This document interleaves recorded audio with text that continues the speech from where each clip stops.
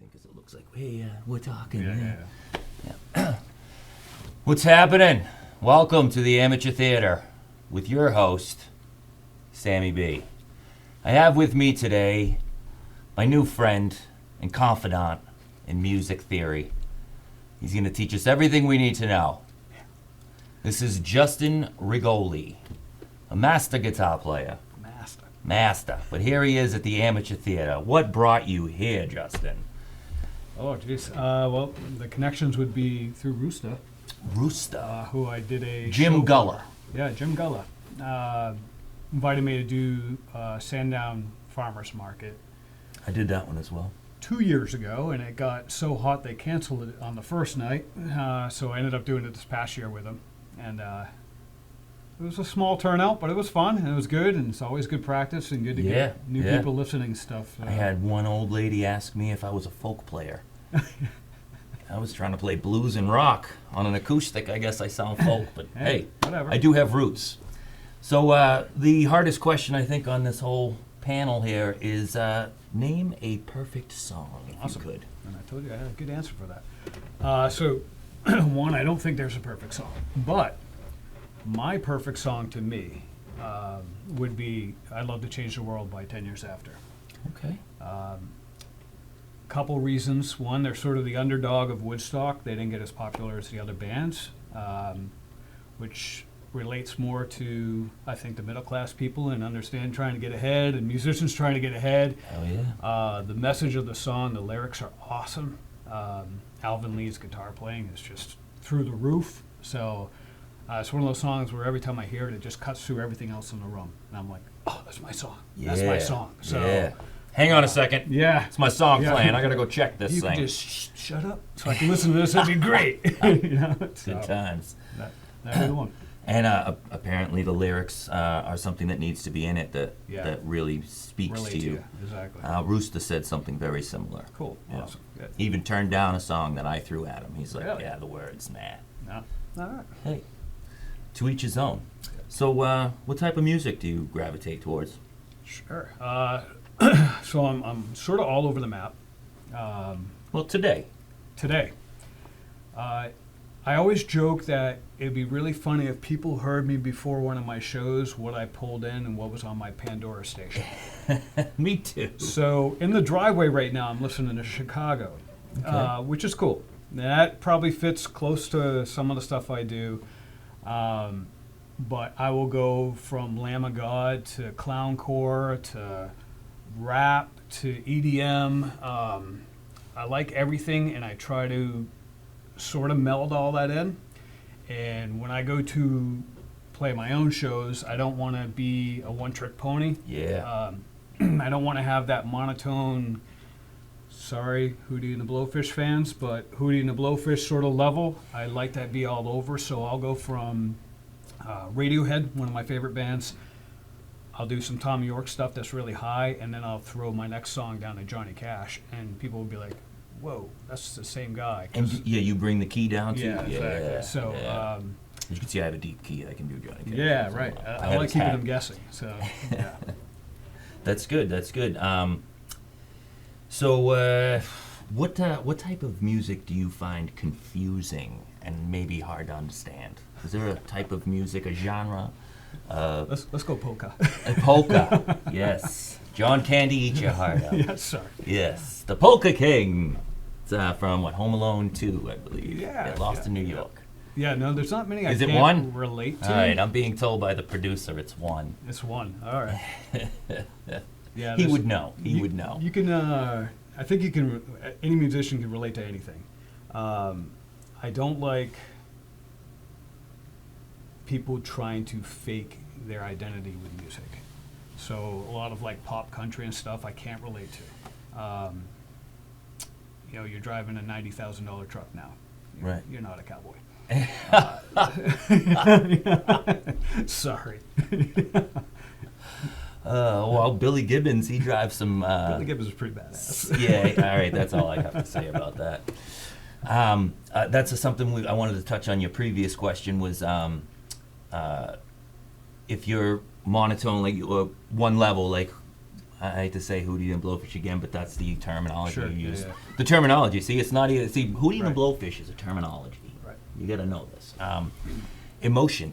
Emotion. Is music. Without emotion, and if you're just, yeah, If you're the monotone. lyric could be emotional, but if you're mono and generic, it's you have to have emotion in the song.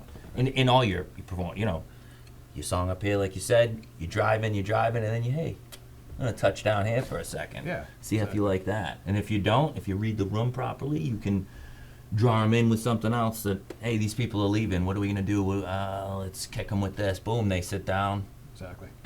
Good time. Do you know any music theory? So the funny thing is, I got my first guitar when I was 9. Okay. I got a little Chord Electric for Christmas. It was freaking awesome.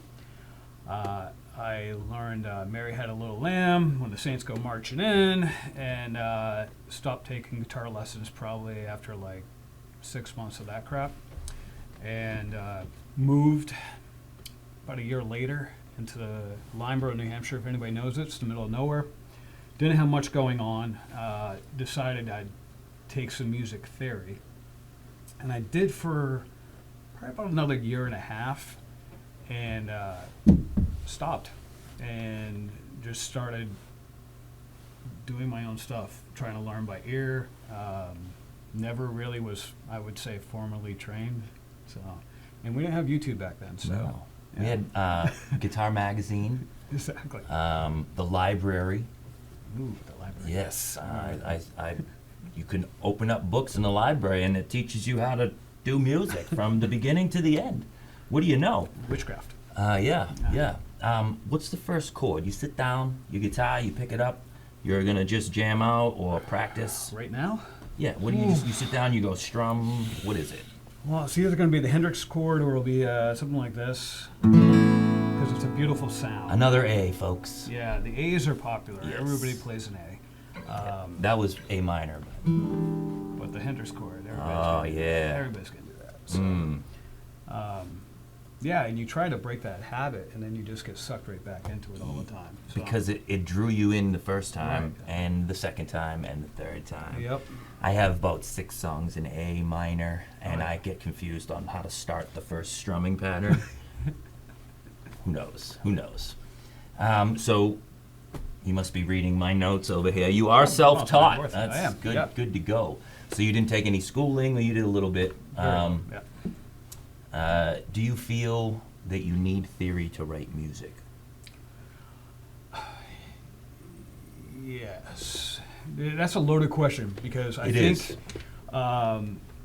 if you've been playing long enough and you're listening to what you're putting out, you're gonna fall into theory no matter what. I think if you are so educated and so structured, you're not gonna write anything cool and out of the box, because you're trying to stay within these margins. And a lot of people do, and that's why a lot of our songs sound the same, and that's why they're all the same time. And when you put on the radio, you're like, yeah, I've heard this before. I played one of my originals one night, and this guy came up to me who was a really established guitar player, and he's like, what was that chord you went to after this? And I was like, oh, I went right here. And he's like, you can't do that. And I was like, I can't do that? I'm like, what do you mean? And he was way more educated than I was, but obviously it worked. But it threw him off because it wasn't his circle of fifths that he's used to. Right, when you say like Nashville, what is that? The number system from Nashville. Yeah. 1 to 6. I'm playing. What key are you in? A. Yeah. And then you have 6 chords to choose Right, from. right. I don't like doing that myself. And you'll probably fall in those no matter what, even if you don't know what you're doing. Right. But It feels good to go there. Right. It It's calls, sort of like, calls okay, you there. now I know I gotta go here. Yeah. And it's like, that takes the heart out of it. So you said you first got started when you were around 9 years old. 9. Yep. Yeah. When did you first join a band? So, yeah, this is interesting. So, when I was 16, I was really into metal. A lot of Metallica back then. All Testament, stuff like that. Long hair down to my waist. I had a BC Rich Bitch, which is a very 80s metal guitar.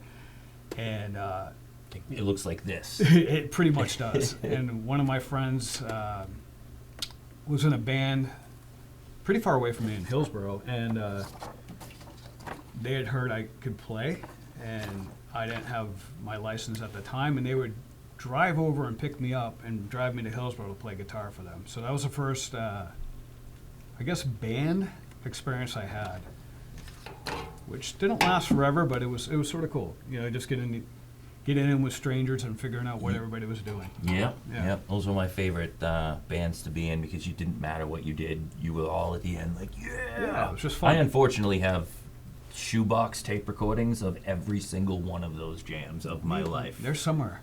Oh, I know exactly where they are. I could go get them right now. They're in this studio. Nice. I have a reel-to-reel tape from a first death metal band that got recorded in a real studio. Awesome.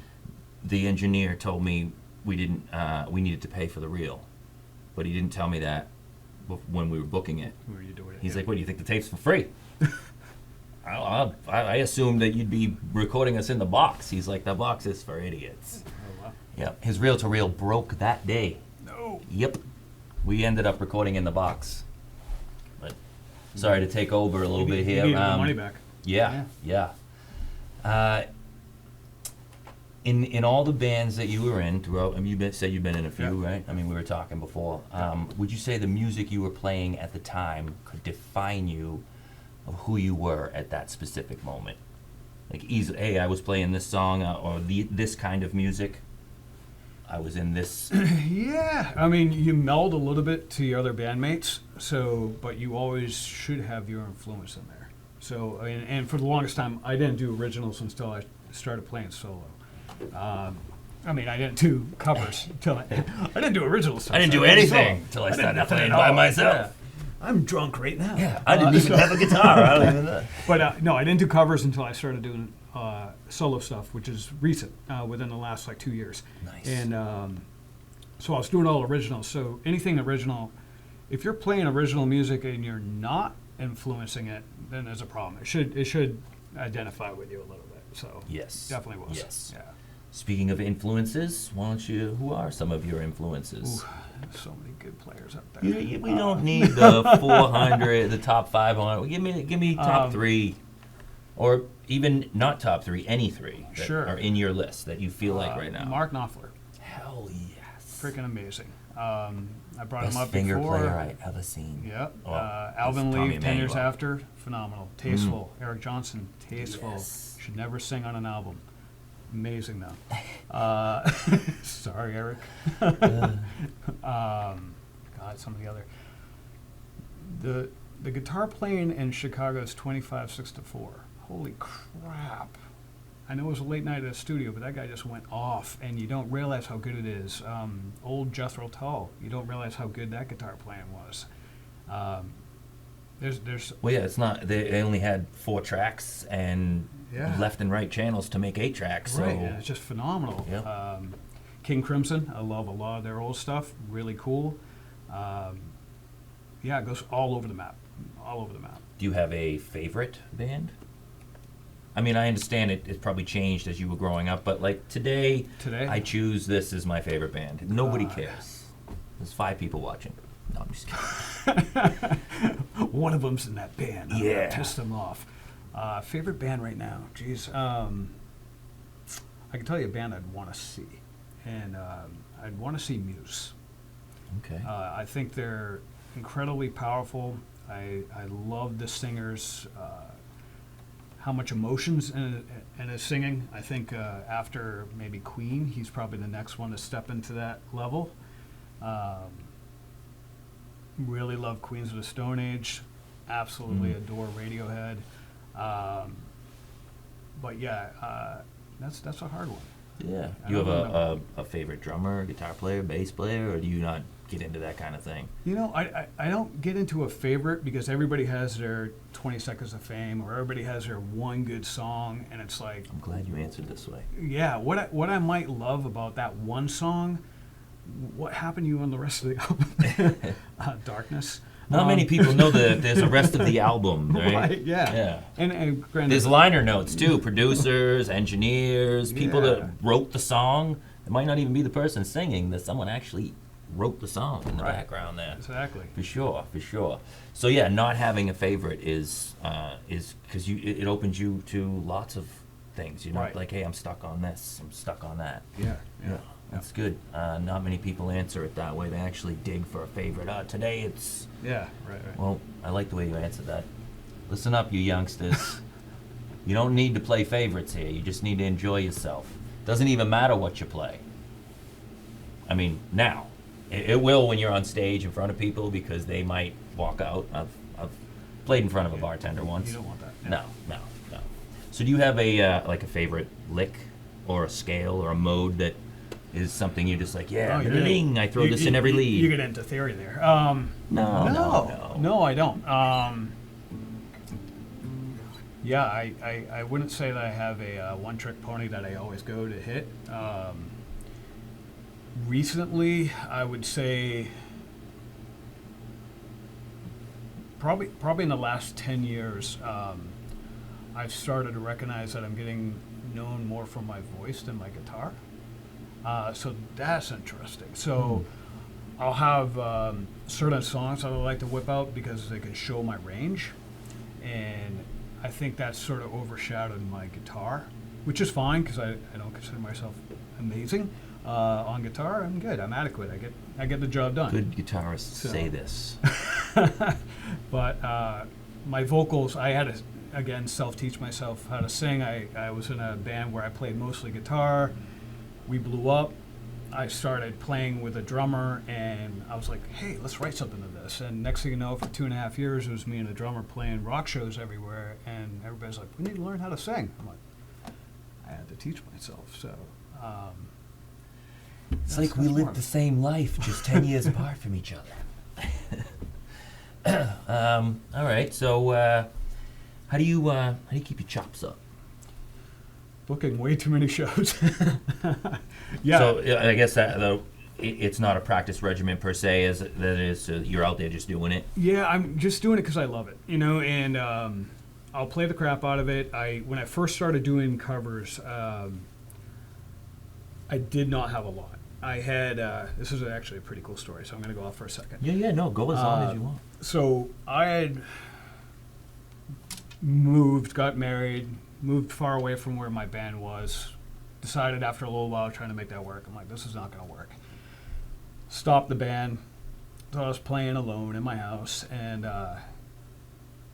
stumbled into a restaurant one night, and there's a lady up there playing a guitar with no microphone, real quiet, edge of the restaurant, and I'm talking to the owner at the counter, and I'm like, you guys doing an open mic? And she's like, we're thinking about it. And I'm like, do it. And I used to run a bar for a while. So I'm like, when I ran an open mic, we did so much money. There were so many musicians coming in. It's awesome for everybody. And she's like, do you play? And I'm like, yeah, I play and sing. So she leans over to the lady and she goes, he plays and sings.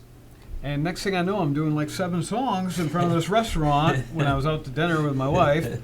And did you get your meal comp? I was like, okay, one more and you got to pay me. Yeah. And so it was good because I had about 8 songs right then that were covers, and after that I wouldn't be able to do much. But we decided to start up an open mic, and so starting like a week after that, it became every Sunday, and it got good, and there was a lot of talent around, and it was fun playing again, and I loved being outside, on stage. And probably 4 or 5 months into this, the lady who was playing that night, Kathy Conway, who's awesome, thank you, she came up to me and she's like, I'm going to book you for a full night. And I looked at her and said, I know 8 songs that are covers. I know a lot of originals that I had written, but I'm not going to, I wrote those for rock. So they don't really go back to acoustic perfect.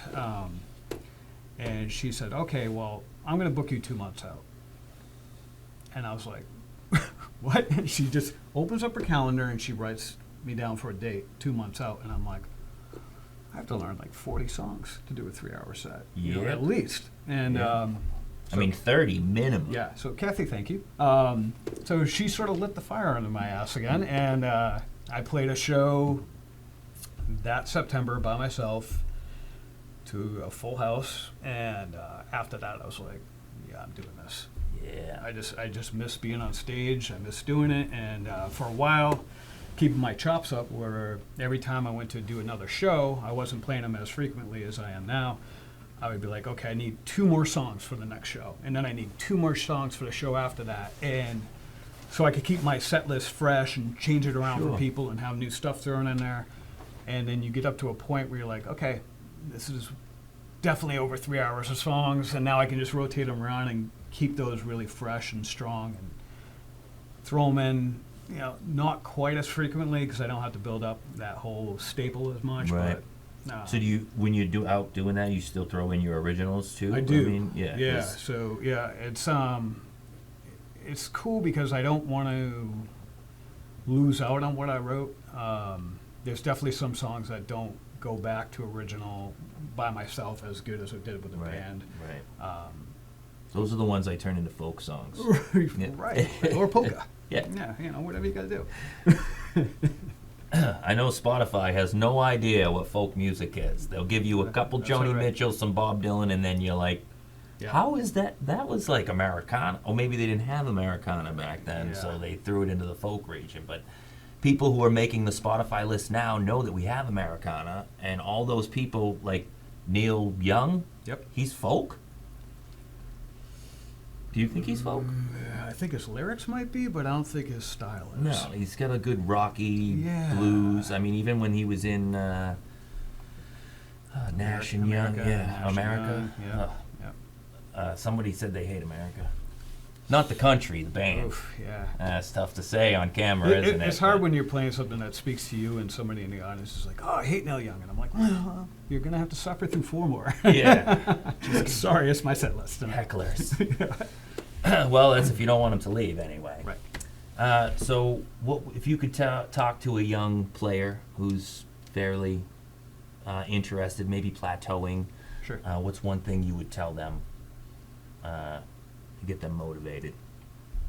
I think the biggest thing a lot of people focus on in life is following their wallets and not their heart. And if music is where your heart is, follow it. Your wallet's going to catch up. So just enjoy it, do it, and people are going to pick up on that.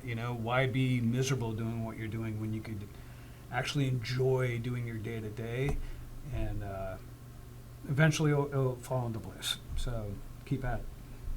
Yes, very good thoughts from Justin Rigoli, folks. We have a few more questions here. You played a lot of shows, I take it. You've mentioned a lot of shows. Quite a bit, yeah. Quite a bit. 3 or 4 a month, 2 a month? Yeah, now I've got right now currently in January I have 14 shows for the remainder of 2026 already. So I'm doing pretty good. So Nice. Usually with the band we were like 1 or 2 a month because we didn't want to burn out our crowd. You don't want to call the same people all the time. Be like, hey, come support me. And with playing covers, it's much easier because you walk into a restaurant full of people, you get new friends, so you don't have to rely on your old friends all the time. Pull out that one range song. Right, People are like, just stay right there. you my man, Justin. Yo, me and you. I'm going to get you a couple beers. We're going to hang out later. So it's, usually right now I'm 2 to 3 shows a month right now, so, which is awesome. It keeps you, so that practice sort of, you're going through your 60 songs or so, just going over and over again. Be like, okay, don't forget this one. I didn't Yep. put this in the last set. I'm going to throw it in this one. So do you on a tablet? You use paper book in front of you? I have a Trapper Keeper. I have one of those too, but my wife laughed at me and got me a cheap. So it's. I'm a little bit of a bitter old man, and I think that if I'm relying on, and I know a billion people use them, but you have an iPad, if that thing ever crashes, I'm going to look like a big idiot up there because I still know probably like 30 of my songs I have to refer to while I'm playing. Sure, you got to glance down at the chord or where the chord goes over the song. Until somebody rips off my Trapper Keeper, don't get any ideas. It's right there, hard copy all the time. I always bring it with me. There you go. Yep. It Always might gotta not have be a set backup. up right then and there, but it's with me, so Yeah. I can. It's a lot harder to find the songs, though. Sometimes It I have is. time to put it in order. I usually do that before shows now. Yeah, It makes it yeah. a little bit quicker. Someone in a band I was in used to put tabs Yep. with the name of the song or just a letter Same. close to it. Yep. Yeah, I didn't get that far. I got fancy. Do you put them in the plastic sleeves? Oh, yeah. Yeah. Low glare. Low. Oh. Don't get the shiny ones. Yeah, I got the ones from Walmart. That's what I use. What's the most amount of people you think you've played in front of? Ooh, who counts, including right? the band. Yeah. So yeah. Yes, please add those 4 people in. Yeah, in the band we've had. No, I meant how many audience-wise people. No. I mean, Oh. yeah, in the band I've had the bigger crowds. Oh, gotcha. So I'd say a few hundred that are actually focused on you. Right. If you're playing in front of 1,000 people eating at a restaurant and no one's really into the music, does that count? So the people that are there for the music. I've been paid $1,000 to play in $400-500. front of people that weren't even paying attention. Too, and it's hard, and you're looking for the one person that's tapping their foot. And sometimes it's the janitor, and you're like, I'm playing the janitor Yeah. all night, You my man, janitor. Yeah, Custodial art master. But yeah, I would love to play bigger venues. I'm probably not going to do it. No, actually, I played a big auditorium at a school once. That was quite a few people. That was probably 500 or 600 people. So, which is great. I think once you get up to a certain point, it's sort of a wash. Yeah, school auditorium, probably the sound quality probably wasn't that good, huh? That one was actually pretty good. It was Yeah. Tingsboro. Oh, okay. Yeah, they had a really nice theater. So yeah, that was good. But yeah, you sort of do the trick if you ever given speeches and stuff where you look over the audience. But when you're in like stadium seating, you can't. So you know, you'd be playing like this, which You would be looking really at weird. God? But the good thing is they get really dark towards the back. Yeah, so you got a little bit of a horizon. Right. Yeah. And the stage lighting, I mean, I can barely see the camera up front here. The Right. light is ridiculous. Exactly. Whose idea was it for the lighting anyway? So the least amount of people you played in front of? Probably last Saturday. This is an ongoing recent thing, folks. Yeah, every once in a while you get a snowstorm. I was playing a new venue last And you go and Saturday, play. and still played, which was awesome. And was told to wrap it up probably an hour early, which was cool because no one was there and the road sucked. And then 10 people walked into this restaurant, and I got back up on stage and played for another 40 minutes because people were there, and I like playing. So.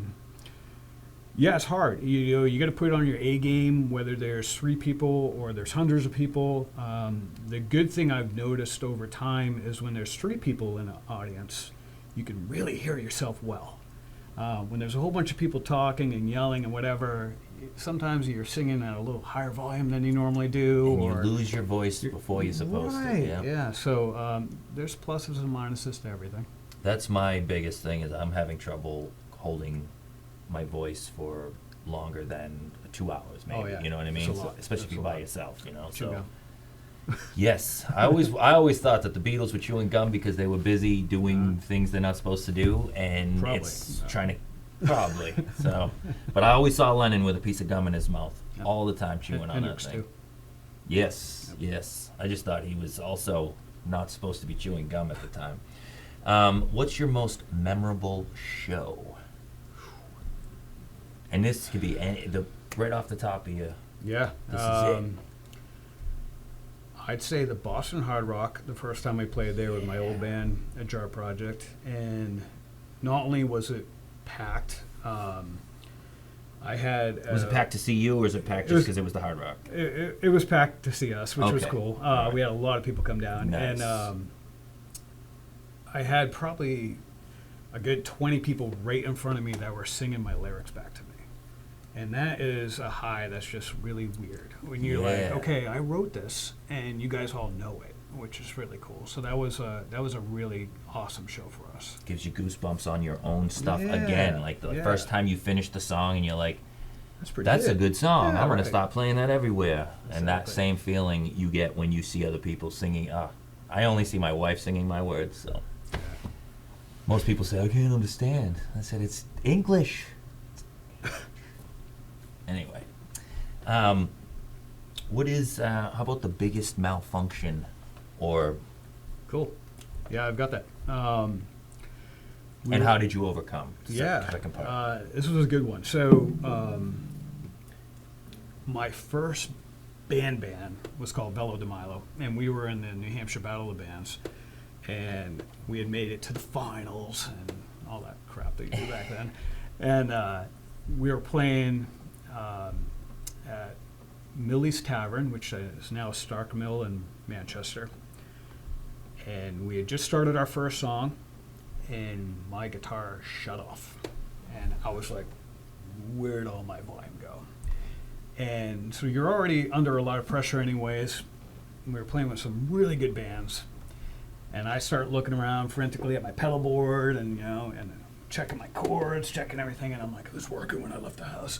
And it worked a second ago. And, you're trying not to panic. Sound check was You're good. like, keep your game face on. So, probably after, 15 seconds, I looked over the band and was like, play something. So they just started playing a little jam or whatever.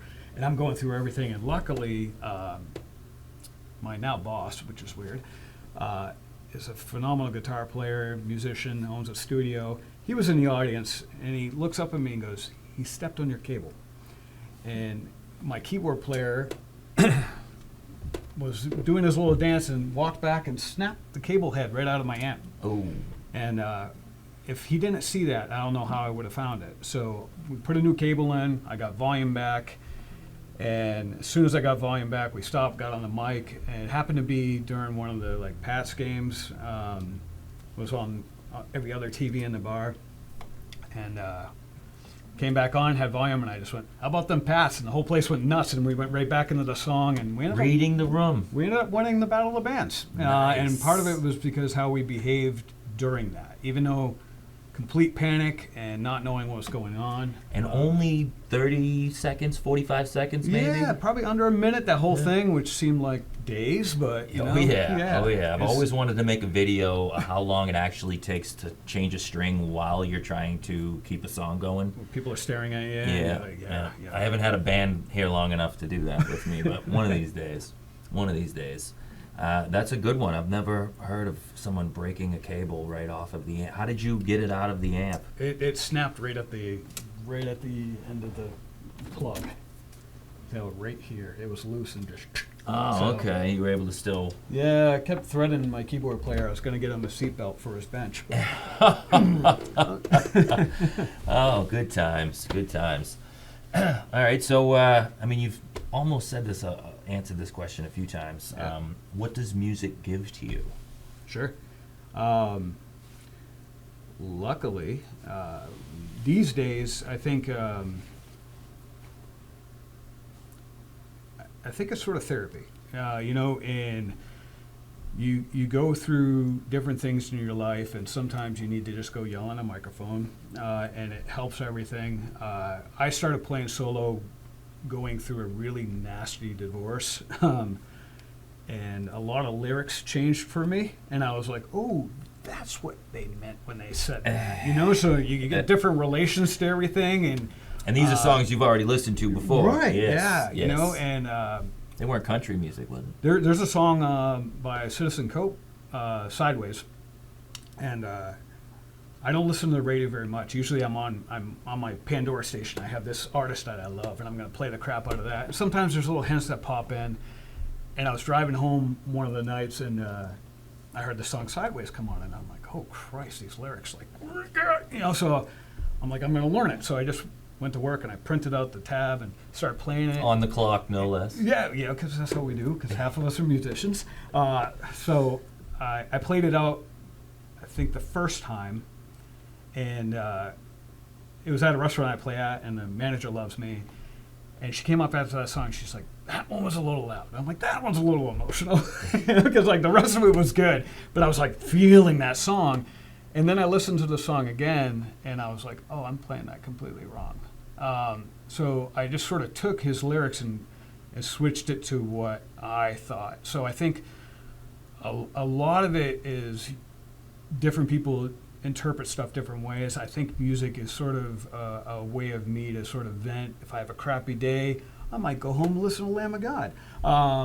If I'm having a great day, it might be some kind of crazy EDM stuff, or if I'm having a mellow, fun day, Chicago, you never know. So, yeah. Do you feel that you give just as much back to music as it gives to you? Ooh, good one. No. I think I represent the songs I play well. I enjoy making people happy, but I'm never going to say that I am giving them the same thing that original artist is. Okay, well, I'm just saying in music in general. It doesn't have to be covers. Even your own music, like it did something to you. Yeah. And now do you feel that when you're, let's say you use that to write the next song, are you going to give it all, I don't know how else to explain it. No, I know what you mean. Yeah, I think is because you didn't learn theory that you can't give enough back? I think that I can give what's in my wheelhouse of my knowledge. So, and if that's enough for you, it's enough for me. And you have fans, right? So it's enough for them. I guess it is. So yeah. And your musician buddies at work would tell you what's up if you weren't any good at what you're doing, right? Right, and I do. All my buddies at work, they hassle me all the time. Don't stop being a carpenter, Sammy. Jesus, that song sucked. I get that a lot.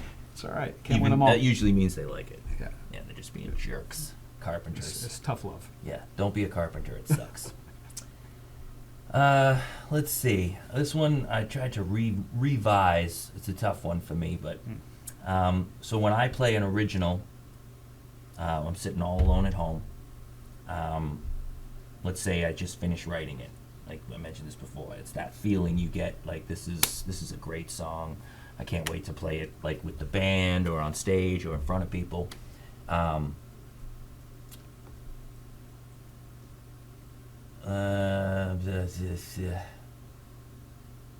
guess what I'm trying to say is, do you get the same satisfaction from playing cover music as you do write an original tune? Now, alone at home is one question. Okay. And the performance of these two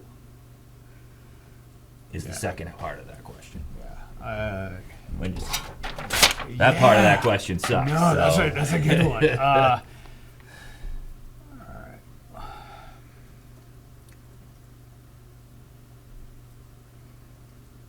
Take your time. I definitely get satisfaction. We're not on a reel-to-reel. Yeah, it's just ripping. I get satisfaction out of both. I would say writing something original and having it be like, that's good, and having somebody else be like, that's good, is better than repeating somebody else that already did it. And I can just hope that I do everybody else justice for what I do for a cover, but the effect on me is not going to be as great as when I can make somebody feel awesome off something I wrote, or relate to something I wrote. Is the performance, does that affect it at all? Like when you get to perform it in front of an audience that, I mean, I guess it's their vibe, whether they're feeling you or not, gives you that satisfaction. Yeah. Oh, definitely. And there's places where I'll go and certain songs I do will have inappropriate words in them, and you're reading your crowd, and I'm going, this is not the audience I'm going to drop that F-bomb in front of right now. So read the room. Yeah, so we're going to go to my happy-go-lucky song. So you got to switch it up a lot, and you never know. And it's funny, I just recently started doing Venmo on my shows, and I never did it before, and that was a mistake. So not do it before, or to do it? To not do it before. Oh, okay. And not for the money, but the benefit of Venmo right now for me is when someone leaves me a little tip or whatever, or a big tip, they usually leave a note. And I love it because you don't read a room well sometimes. And then I get home at 1 a.m. and I'm going through my crap, and it's like, you received, $2 from Sarah. And Sarah's like, this song kicked ass. And I'm like, shit, Sarah, that's the song that stood out of 50 songs. That's the one that stood out to you. That's awesome. Because I would never know that, because there's a big crowd here, and you might be stuffing your face with Doritos over here or something. And I don't know what song's reading this person. But now I get these little notes after, and it's sort of like, okay, cool. Because I was like, maybe going to put that out of the set, but now I'm going to pull that back in because it does speak to people. Nice. I like That is a good tip. Yeah. Wow. Venmo, not just For to notes. get paid. Yeah, not just to get paid, not just for tips. I mean, most amateur musicians are working for tips. Sometimes the bartenders cut you some money. Yeah, we do all right. You okay? Yeah, new guys, put value on yourself. Yes. Would you do it for nothing? I do. So I do a couple shows a year. I mean, I know the flea markets and Yep. stuff. I'll So do those for nothing. I am a big believer in give to get, and I do a free show for New Hampshire Food Bank agencies every year because Yeah. it's a great cause, and they have all their agency directors come down and do a big awards banquet, and this last year was the third year I've done it for them, and I just think that's an awesome thing. So if I can be part of that, I'm going to do it. And then most of my other gigs I do get paid for, but every once in a while, someone like Jim will reach out to me like, "Hey, you want to play Sandown?" I'm like, "Where the hell's Sandown?" Yeah, so I'm like, "Yeah, I'm going to go It's to about this Sandown." big. It's over next door. I don't know people in Sandown. They don't know me, so now they do. That's right. So that works. And then most of the time that I do something for free, one, I'm going to go home and play my guitar anyways. So why not go in front of an audience to get a little bit more adrenaline out of it, Yes. a little bit more joy. That's the thing. And then maybe someone will hear me and go, "I want to get you in this club." You know, you never know. Or we'll hear you and go, "Hey, I need you in my studio Right. Never know. to do an interview." There you go. All right, well, that is the Amateur Theater. This is Jim Rigoli. Justin. Jesus, the other guy, but Jim's that's the cool. other guy. This is Justin Rigoli. I can cut and paste this together. You watch. I have this one quick little segment I like to do with my musicians. It's called This or That. Ooh. Okay? All right. Sometimes people go off the handle with this and they start explaining things. Let's just stick Keep with it this simple. or that. All right. All right. Batman or Superman? Go Batman. Wonder Woman or Catwoman? Ooh, outfit Catwoman. See, I had to say, was it Michelle Pfeiffer or Halle Berry? Because if it was Michelle Pfeiffer, I'd say Catwoman. If it was Halle Berry, I'd be a Wonder Woman all the time. Now, which Wonder Woman? Producer's yelling at me here. He's not even getting paid. Joker or the Penguin? Joker. AC or DC power? We're gonna go DC. Yeah. Let's go across the island or the pond, the great pond. Guitar or bass? Guitar. Electric or acoustic? I think I love that. Electric. Simon or Garfunkel? Simon. Hall or Oates? Ooh, Hall. Iron Maiden or Metallica? Oh fuck yeah. Iron Maiden. Yeah. All right, in Van Halen, Sammy or Dave? Dave. It's the first one to say that. Hendrix or Clapton? Hendrix. Paul, George, Ringo, or Lennon? George. It's mine too. Willie or Stapleton? Willie. Elton or Bowie? Bowie. Country or classical? Classical. Classical or rock? Rock is classical. Rock or blues? Blues. Okay. Ed Sheeran or John Mayer? Oh God. I'm gonna go John Mayer, better guitar player. I would say Ed Sheeran, better singer. Sinatra or Dean Martin? And that's a better backup band too. Ooh, Sinatra. Time or feel? Feel. Rhythm or blues? Rhythm or blues? Blues. And the biggest question of them all, this or that? This. Because he likes this better than that, folks. And that's why I like this man, Justin Rigoli. Thank you, Justin, for coming. Thank it was you. a pleasure. Awesome. We'll see you all next time on the Amateur Theater. I don't know who's going to be here, but I do know I have some good guests lined up. Just don't know which one in which order yet, because if I tell you, you might know. And then you'll know before me, because I have no clue. But we'll see you next time. Hey, we even have an applause. And